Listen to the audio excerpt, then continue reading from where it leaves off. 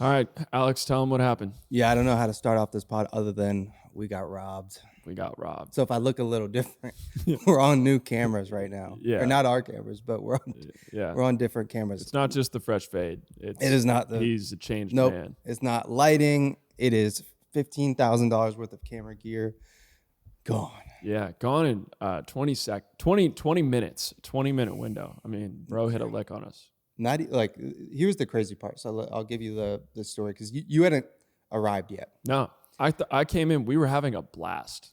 It was fun because it was all like good vibes. Right. So this was Wednesday. Today's Friday. We're recording this 2 days late. So JT Barnett was coming through. Hadn't seen him in a while. He was here. He's scouting at places to live, whatnot. He comes through. We're vibing. We're all chatting. Me, John, him. We're all talking about places we want to live in Austin, where we want to look for houses, whatever. JT's then like, hey, let's go get coffee. So we're like, yeah, let's do our typical, right? Let's go to Spokesman. Yeah. Let's walk. 3-minute walk. Yeah, I was going to say 2 to 3 minute walk at a stroll pace. You know what I'm saying? Like not even a fast pace. You walk slow though. Like I do. Naturally. Yeah. Yeah, which is cool. But I'm not in a rush. You kind of walk like you're sore all the time. I am sore all the time. But you're trying to let everybody know you're sore. No, it ain't that. Yeah. It ain't that. There's a waddle to it. It's just never mind. And so JT's like, bet, let's go get coffee. We're like, cool, let's do it. I swear to God, I turned to the side. I'm like, okay, obviously I'm gonna close the bay door. Always close the bay door. Mm-hmm. And then as we're leaving, I'm like, should I lock the main door? We typically don't. We typically like leave. I mean, the door is so janky, it locks itself out the time. Yeah. Yeah. And I'm like, we'll leave this closed. We'll close it, but we're not gonna lock it because we're going right there. We'll come right back. We go over there. As we're coming out, I order a sandwich and we just like walk.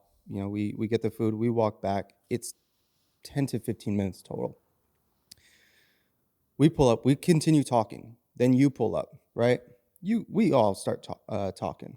Mm-hmm. Charles pulls up, same thing. He starts talking. And then Charles goes, hey, I have you seen like one of my lights? I can't find. And I'm like, oh, bro, there's a light right over there. Like, I think it's that one. He's like, no, that's not it. He's like, maybe somebody like took it, like maybe Rudy, took the light or something. And we're not thinking anything of it. And then Charles is like, yo, like, where's the FX6? I'm like, what you mean? It's right there. And when I look, bro, because I know every time I walk in, I know I always look at the camera because I've always felt sketch about. And it also never moves. Right? It never moves. Yeah. And I always feel sketch about the camera being in here. And when I go like this and I say it's right there, all the cameras were clean off the desk, off the tripods. It's crazy. And I was just like, we got robbed. Yeah. And JT's like, no. I saw a camera when I walked in. We thought you were kidding. I know, because it sounds like it sounds like I'm telling a joke. The immediate pit in your stomach was so clear because when you know that you lost something, like you put it on a table and it's just not there. Yeah. That is like one of the worst feelings in the world. And you had to have that with $15,000 of camera equipment. And especially because I genuinely love camera gear. For sure. Like I love camera gear. And so my theory is somebody had to be staking out across the street. Yeah. Right. They were staking out. They probably saw through the bay doors. Because if you would see it on this tripod right here, right? This tripod doesn't move with the camera. Well, it's not like we don't keep that door open. We have a garage door in the studio, and I mean we keep that open on every pretty day. That boy outside. Brian said this. Shit. Brian pays rent here, bro.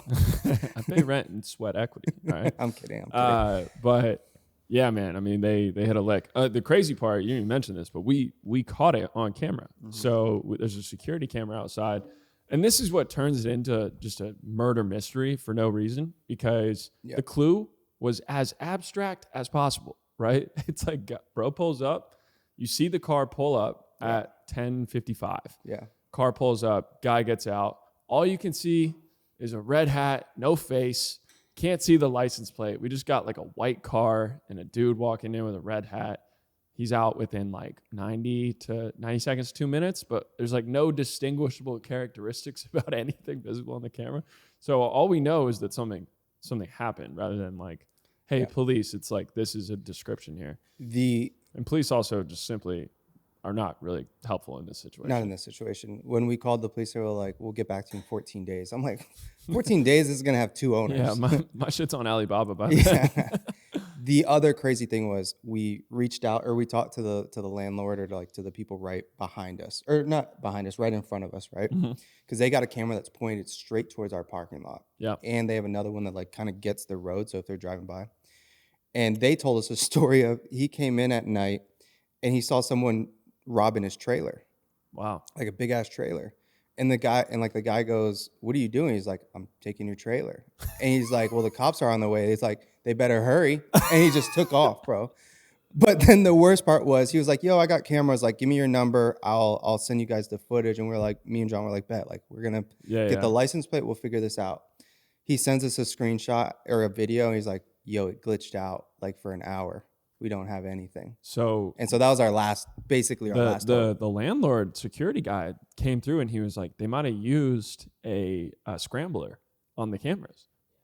Because it glitches out, and when he actually steals the stuff, it literally glitched out for like 2 minutes. Like you don't see him bringing it into the car. You just see a guy pull up, come into the. I mean, he literally just like walks straight in. Yeah. You're just like, damn, we just had to lock the door, dude. All we had to do was lock the door. Yeah. But I'm strapped now. Yeah, 24/7. boys are under fire though. I mean, I wish this gave us street cred, you know, like, but I feel like we kind of just got a lick hit on us. It's not great. We did. Yeah. But I'm staying strapped now. Yeah, hey, you know, don't come around. I'm staying strapped now. Sweet. It's Texas, baby. Yeah. It's Texas. YouTube, please be nice about that. But well, back to the marketing stuff. So. Yep. A couple of things that we're going to talk about today are how to tell product-focused stories. So every brand has the same opportunity right now. It's a lottery ticket. You could talk about your product in a 15-second video and get it in front of 1 million people. But most people don't actually understand how to create those. So they don't understand what makes a good hook or what sort of things you need to be able to target the audience that you want. And what's fascinating is something we were talking about before this episode, which is you can literally target who you want to see your content just through the content, not necessarily through paid ads, demographic targeting. If you create audience for it, or if you create content for a specific audience, then it'll result in people in that audience seeing your stuff. And that has like literally never been possible, I think. And so not only do most creators not even know that, you can kind of bend the algorithm to your will, but most brands don't even know where to start there. You know, I keep talking to people. I had a call last week with a guy who runs a pretty well-known 8-figure brand, and he was like, yeah, my social media manager, like they don't know, you know, what to do basically to grow the account, get like actual views or anything. You go check the account. They're not demographic targeting at all. You know, it's a menswear brand. They're not talking to any personas. Yeah. You know, they're not talking to any pain points or anything that an audience would actually be interested in. It's just like, here's our product, check it out, right? No one cares. So there's no storytelling to it. There's no product storytelling. And someone who actually does like an amazing job of this, which is interesting because they're huge, and I think their marketing department might be incredible, is Ninja Kitchen. So you're obviously familiar with Ninja, right? Like I have a Ninja Creamy. Everyone's got a creamy. Yeah. They just dropped the slushy. They got the crispy now. Like they're dropping crazy. Didn't you get the chef a Ninja Creamy? I did get my chef a Ninja Creamy so she could make me ice cream. I had to chirp her last week. Yeah. No, shout out Mandy though. But yeah, so I mean, I think Ninja does an amazing job of this, where it's nothing crazy. You know, it's just like a headline with, you know, borderline ASMR type footage of, you know, their new crispy, for example. It's got a glass encasing, right? So if you put croissant dough in there, for example, then the dough rises and becomes crispy. Visually, that's really stimulating. You know, that kind of mimics what a food creator would do when they're doing a baking video.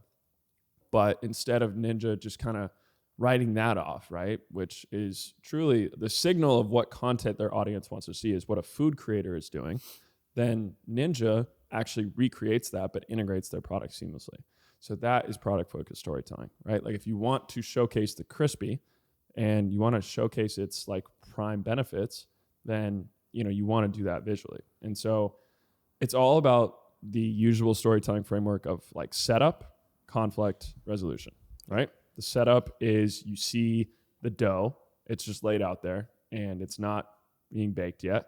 The conflict is literally just that, conflict could also probably be swapped out for action in this situation, but like conflict is, what is the meat of the story? Like what's actually happening? What did you just set up?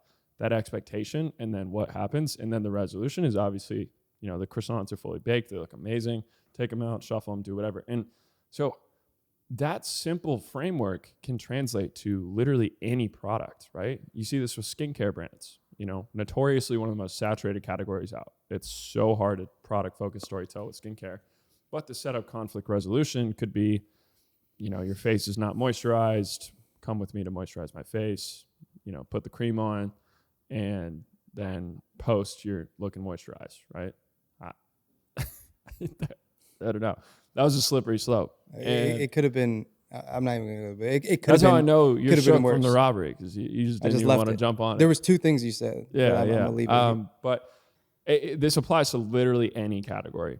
Setup, conflict resolution. You can do that for so many different things. But if you do it faceless and use a product demo with a headline, right? Because that's always what Ninja does as well. Is it's literally meet the new Ninja Crispy is the headline for this video, right? Or it's, with their slushie, they just had this product, the slushie, go super viral, and it's just an unboxing video, right? It's a new Ninja product alert, and they have a headline of it, but it goes crazy. 430,000 likes. Obviously, this is a well-known brand, but they don't have people in this content, It's just like a set. It's like a little, and they just like, the hand is the only element of human touch. And any gadget, any cookware product, like you can do it. They also do some simple stuff about like, how to cook a turkey loaf on Thanksgiving for sourdough. And like, it's all shot. You should never be cooking turkey meatloaf on Thanksgiving. It's a sourdough piece of bread. Oh. I probably could have introed that better, but Okay. it's like a sourdough in the form. It looks like a turkey. Gotcha. Okay. Yeah. Yeah. So that's not something I would enjoy on a Thanksgiving. Right. And so I think they're a brand that like people should really be checking out. Like I think, they're a good example too of not being a boomer with your content, because, I think a lot of the time, like that video makes sense. The turkey loaf makes sense, but some other ones that they have are, Meet the Ninja Swirl by Creamy, which is their soft serve addition to the Creamy. And, they don't start with the product. They start with the swirl ice cream, right? And so it's this visual, I think, that most brands are really discounting. I think most people are not realizing that the hook is quite literally 99% of your success. You tell me, I think we both see that with our content, right? Like great content will flop because the hook is just not great. And, I think so many brands overlook it. And you just see this time and time again, right? Where they kind of have a boring, stale, like, welcome to the video, like too many videos are, hey, this is Alex. Yeah. All right, so today I'm going to be walking you through, and it's like, you just wasted 4 seconds. Of something that's not going to get anybody's attention, because nobody cares about who you are, what you're going to do. Just do. Totally. We did a podcast shoot yesterday with one of my clients, and not to out the creators that we brought in, but they weren't necessarily Nibble trained. Like they were, people that fancy themselves creators in Austin, and I'm trying to, get good content out of these people, and they don't understand that you got to jump right into it. It's either like a thought-provoking question or a statement that, builds curiosity. It's not how normal conversation goes, where it's, so when I was thinking about what I wanted to do to take care of my morning routine, it's every morning I wake up feeling terrible. Yeah. Or, immediately describe something, immediately state something in that hook if it's not going to be a thought-provoking question. And that is just, it's truly the most underrated thing that people like don't put emphasis on. But if they did, I think would completely change the entire outlook of what they're doing. There's a brand that we currently work with, and man, it frustrates me because they have these okay ideas, right? And so I was talking to one of the editors that they also hired like an external editing agency, man. And like their intros to their videos are just like the most random. It's like 10 seconds of just introing what's going on a Like short a form Vimeo video. 2012. Yeah, like just introing what's going on in the video. And like I'm talking to the editor dude, and I'm like, they never plan their scripts, they never plan their hooks, they never plan anything. They just think, I have a good general idea, I'm gonna go do it. And the worst thing about having a good idea, or what can be a great idea, or even the difference between a good idea and a great idea, what makes it a great idea is the execution of a good idea. Yeah. You know what I mean? Totally. It is the structure of it, the hook, whether it's scripting or the bullet points, the shot list, how we're going to shoot it, the aesthetic, all of that is what makes a good video a great video. 100%. It's not the idea. You can have a great idea and then have a terrible video because of how you executed it. And it's so frustrating when there's specific kinds of founders that always think they have the best ideas. Totally. And they continue to flop. Yeah. And they have like, and nothing works. But sometimes those ideas are good. What becomes challenging as well is when the founder tells you that you're wrong, and you're like, show me your impressions over the last 30 days, please. Like you have 3 million. But it is kind of that's like the chicken and the egg issue, right? Like they have great ideas, but it doesn't materialize into anything. Well, is that because the ideas are bad? It's hard to say any idea is bad, because a lot of terrible ideas end up working because the execution is so out of pocket or weird or unique. And, I think about all this, the huge product, I just did a video about this guy, Fugazi, and like he did a bunch of viral stunts where he has a massive Birkin bag, or he has, and it says like made in China, and it's like all of his silhouettes are, kind of tacky remakes of all these different commonly known products, like an Air Jordan. And on the surface, I think that sounds really stupid, like I'm just going to go push counterfeit stuff. But because his content is so smooth, because it's so authentic and made for social, and he's actually down to tell stories, right? Like his most viral video is a heist type of scene where it's a bunch of guys throwing the shoes into the back of a van, and your POV is the back of the van. So they're throwing the shoe at you the whole time. That's a really compelling visual hook because there's an action, People should honestly think about it. Those videos where, it's like it's a guy with a baseball bat in the pitcher is about to throw it, and he throws it. And then when the guy swings it, the ball like foul balls straight into the camera, and you almost like jerk back. Like that sort of feeling is what you almost want all of your visual hooks to aim for, because it's either that or it's visually stimulating, like this creamy swirl, or, a lot of my most viral content, the 2J's video, bro's jumping off a cliff. You're going to watch until he falls to see if he dies, Same thing with the matcha video I put out. She's literally just pouring matcha. Like there's something in our monkey brain that just makes you watch her pour the whole cup, and at that point you're almost like committed to the video. Yeah. You're like, oh, I'll give this a go, and that's really the question is, how many people can you get to commit to that first 4 seconds? Can you And that's even how you should think about as you're setting, like that's the questions you should be asking yourself internally or with your team or with your creators, is like, do these 2 to 3 visuals in the first 3 seconds get somebody to commit to this video? Right.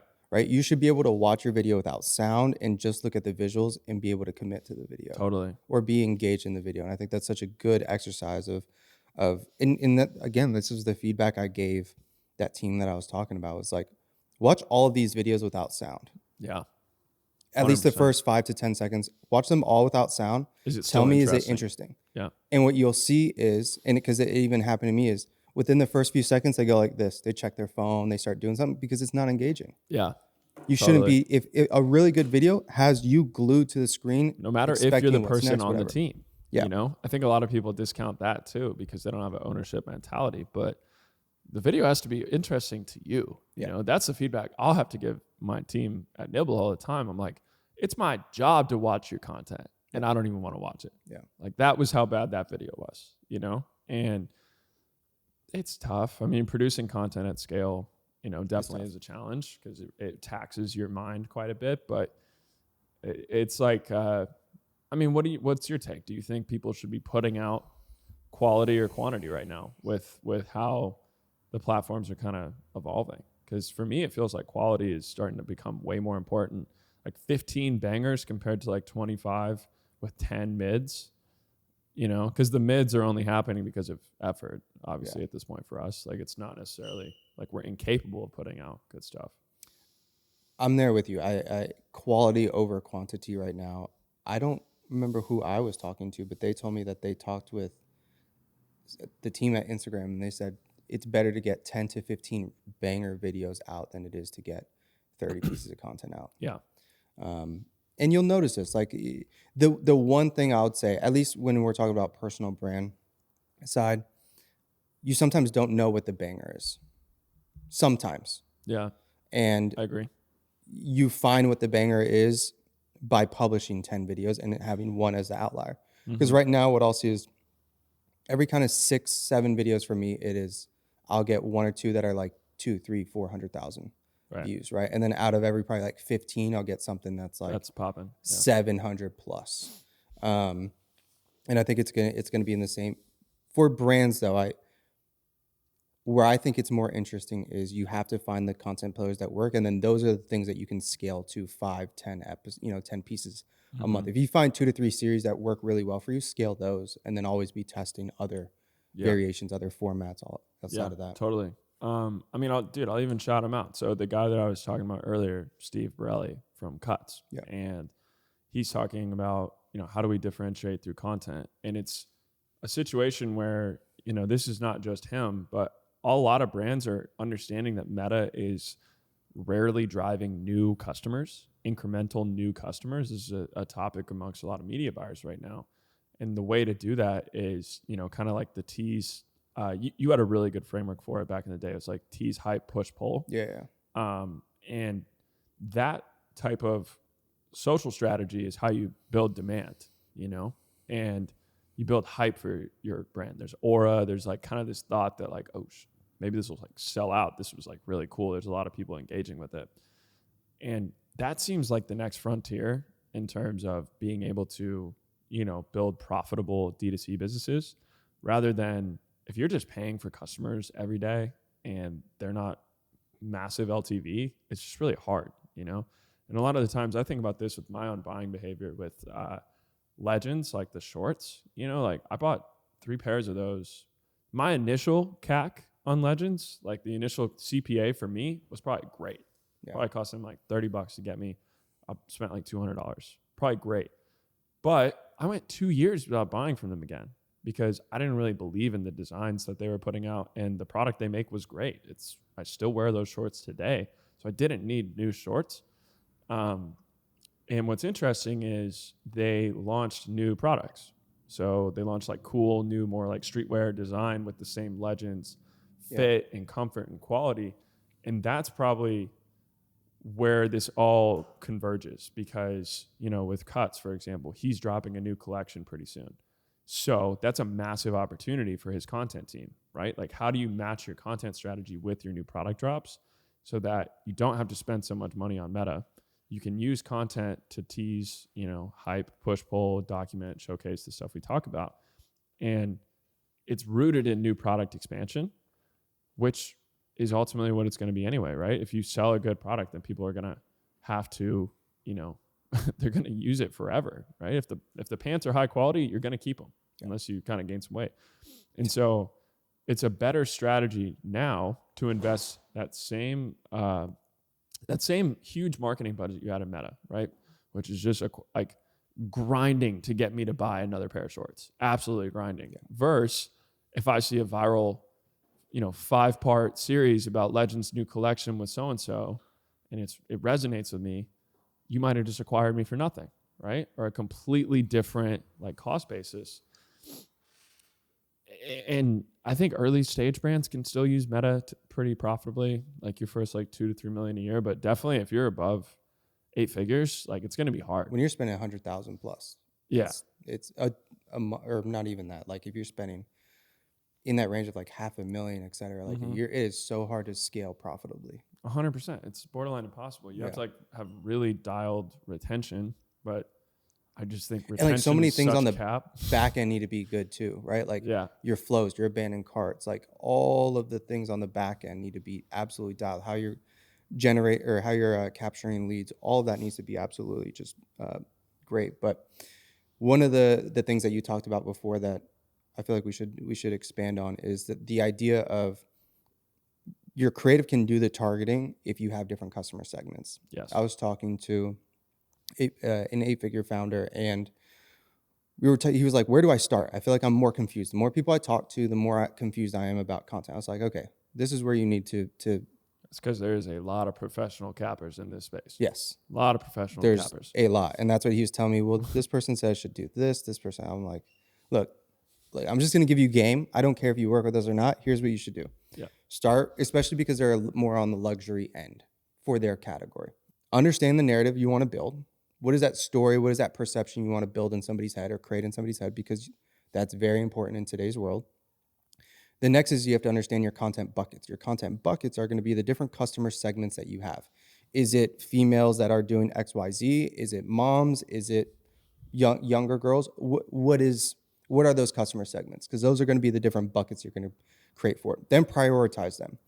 Is this the main customer segment? If it is, we need to understand the volume for this customer segment versus this one versus this one. If this is a smaller one that you're trying to expand into, okay, like we have to understand eventually we're going to scale, but we have to start testing here.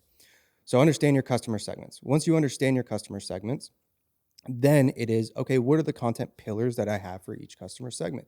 Because like what you said is, you can have a customer segment, you can create content for that individual, and because of the way the algorithm works, you're going to reach that individual because they're interested and they're engaging with other content that is in a similar category or have similar themes, stories, and whatnot. And so you can literally target that individual by just creating the right content and thinking about it the same way with customer segments. The same way on Meta, you can run an ad tailored towards a specific individual, right? And I even compare it to like back in the day when you could get very deep into interest and demographics, and you could like be like, I'm going to target for sure the 1% of the zip OG codes. Meta. The OG Meta in Google was exactly what we're talking about. You could do this with their targeting, but that just got completely cut off in 2021.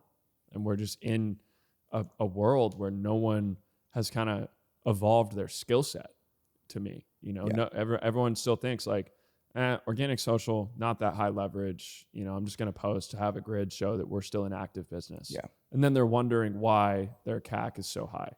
We're starting to do this right now with a couple of brands where, a street interview is not going to be a high converting asset.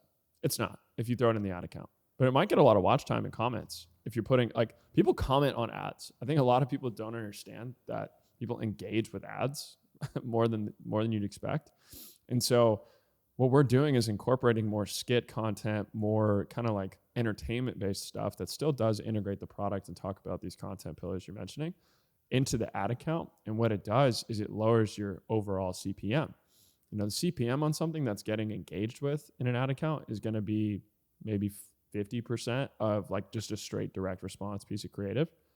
And, I think those assets are dual purpose. You can put them in organic and then you can also throw them in the ad account. Agreed. I think people don't understand the idea of like that street style interview. Yes, it's not going to be the greatest piece of ad creative, but it's going to get people to actually engage with your content and engage with your brand and have some kind of idea and feeling or thought around your brand that then will impact an ad later. And that's something you can't measure, right? And that's the shitty part about some of the things with organic. There's a lot of things that you can't measure. You can't measure someone's perception of your brand. You can't measure how they feel about it. Do they like your content? All of these things that do affect performance of everything else. There's a lot of brands that that convert me in email and SMS and on ads as well because of the organic content that they put out, because of the series that they're creating with their influencers, right? That make me go spend money in other places, but you can't match it to the organic piece. And so I'm there with you. Totally. It's a tough battle we got to fight on a weekly basis. Yeah. I mean, my own personal experience with this was, I had an extremely male audience and I just wanted to experiment if creating content that highlighted female founders and, you know, more kind of feminine brands would work. And I shifted my split from 89-11 men, because I was talking about blank and 2Js. Like, these are like men's streetwear brands. Everything I was talking about was, you know, male oriented. And now my follower base is more 70-30. And so pretty much all of my growth over the last, you know, like month and a half has been women interested in business, because you're highlighting women founders, stuff like that, like brands that they actually interact with. And that's a perfect example. I just shifted my content strategy, and the algorithm took care of the rest. It just showed that content to more people that it thought would be interesting to. And you can literally do that with what you're saying. If you have your different buckets, then you can just create content for those people, and it'll, you know, show to them, rather than obviously to kind of, you know, you don't want to show that content to like you and me, right? If it's for, you know, college age women, like you don't want to show that content to Alex and I. So I think, you know, targeting through your creative is probably a relatively new idea, but more brands need to think about that for sure. Shit, I think that was a good pod.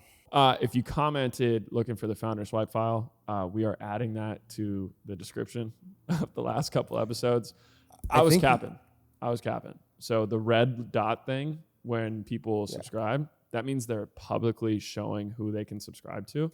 Because a lot of people were like, bro, I'm already subscribed. I've been subscribed for a year. Stupid ass. Just add it to the description, but just reply to the comments with the link, bro. Like, yeah, for sure. No, we'll I don't want anybody to think we're trying to like fake gatekeeping? it. Yeah, bro. Just faking it. Like it. Yeah. We're not. I honestly just misunderstood YouTube, but we're not YouTube guys inherently. Yeah. I got a video with 20,000 views, first one. Totally. But I'm not a YouTube guy yet. No. Definitely not a YouTube guy yet. More on the brand side. You've seen the collective shit. The collective shit was dope. It was. That was a fun era.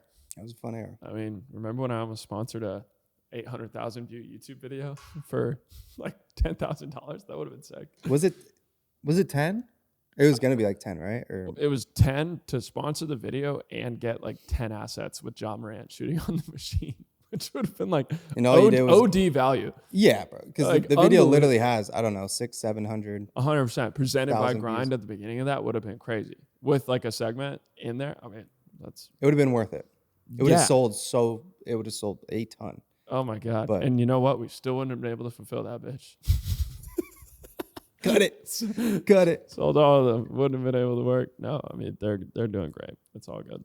Well, cool. As always, if you like this pod, please leave us a review. The reviews are great. I got to say, if you leave a review, you're a real one, because I'm starting to have a lot of conversations with partners about different activations we can do with Sweat Equity. We're never going to drown y'all in sponsorships, because we, you know, just do this for the love of the game. But if there was a way to integrate a partner, we would obviously do that in a way that added value for the audience. But talking to partners, I'm exposing these other pods, because I'm like, go check their reviews. Yeah. You know, they got 100,000 views on an episode. How many reviews they got on Spotify? How many comments? 3 on 100,000 views? And then 2 will be from the actual host. Correct. So when y'all leave reviews on Spotify, leave comments on YouTube, it actually just means the world to us. It helps us so much. So please do that. Subscribe if you're not already subscribed, and we'll catch y'all next week.